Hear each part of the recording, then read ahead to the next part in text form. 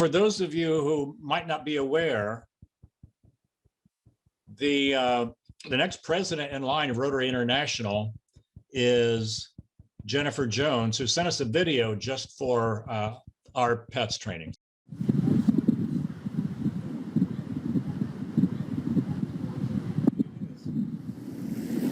I'm standing here at the most southern point of Canada. It's a spit of sand that dips into Lake Erie, one of the Great Lakes shared between Canada and the United States.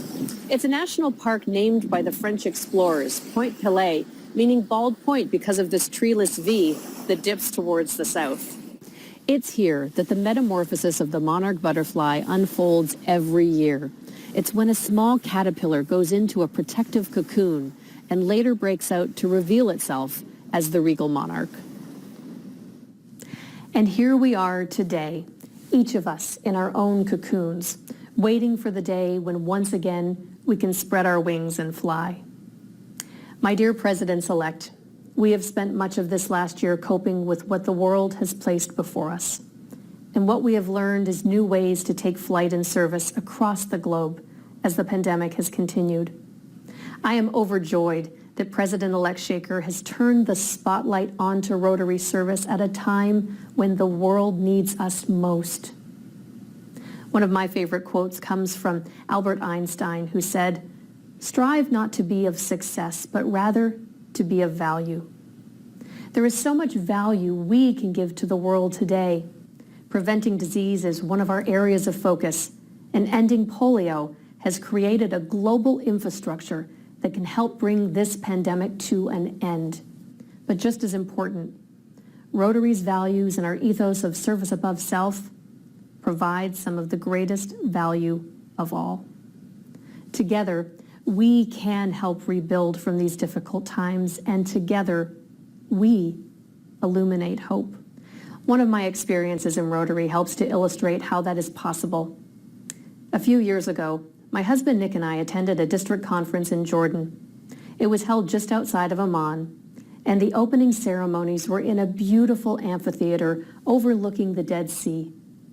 There were a few speeches, and then we sat and enjoyed a wonderful dinner under the stars. It was there that I was introduced to Dr. Mark Turpentine from Indianapolis. Mark was in the country to conduct a Gift of Life mission. They provide open heart surgery to children that wouldn't be able to normally access such a procedure. On the last day of our stay, just hours before heading to the airport, the governor asked if we'd like to visit Dr. Mark at the hospital. This was the first day of the surgical team mission, and I jumped at the chance. I was quickly dressed in surgical greens and then quietly entered the operating theater. And there was Dr. Mark performing surgery. I didn't want to breathe. He was standing here, there was a nurse over there, and an anesthetist over there. A few minutes later, he looked up and he said, "Jen, when did you come in?" Quietly, I replied, "Just a few minutes ago." And then he said, "Come on over and let me show you what I'm doing." So I walked up, and there was a patient, completely covered, with the exception of a small square opening over the heart. Dr. Mark was stitching a patch about the size of a quarter onto a hole in the heart. He introduced me to 6-month-old baby Selma, a refugee from Syria. I watched in amazement as he stitched with great precision, and every once in a while he would say to the anesthetist, "Warm it up a little."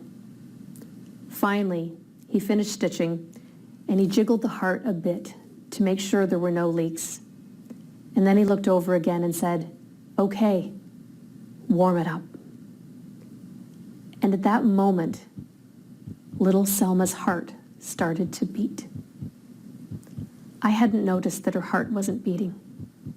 And at that moment, I watched her come back to life. What a gift.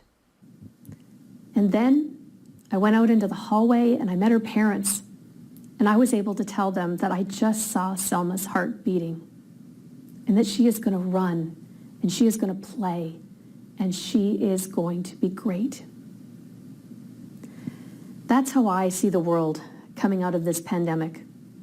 Rotary has a great opportunity to patch the world's heart And we'll do that through our commitment to global health, to emerge from the chrysalis casing of the past year and further spread Rotary values, Rotary fellowship, and Rotary's endless commitment to service. Like the emerging monarch, we have the chance to rid ourselves of this cocoon and to take flight. We will exit this pandemic poised to build a better world, a better community, and to be better ourselves.